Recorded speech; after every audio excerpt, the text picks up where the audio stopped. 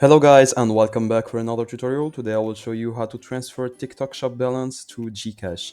Now this tutorial will be pretty easy, you'll just need to follow these few simple steps. So let's get straight into it. Now first open your TikTok app and then open your profile by clicking on the button in the bottom right. Now once you have clicked on your profile button, click on the three lines in the top right corner and then you will open this menu. So find the balance button. It should be the second thing after TikTok Studio. So click on balance. Now, once you clicked on balance, you will find yourself on this page. You will find a section that says estimated balance. So click on view on that estimated balance. And then you will find yourself again on a page that says your estimated balance or estimated amount and your live rewards. So here, click on the live rewards and you will find the available rewards that you can withdraw or exchange. So you have to click on withdraw.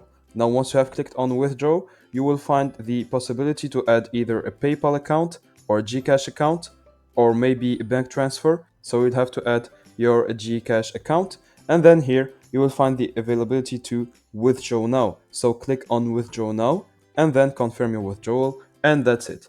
So I hope you guys enjoyed this tutorial. Don't forget to like and subscribe if it helped you.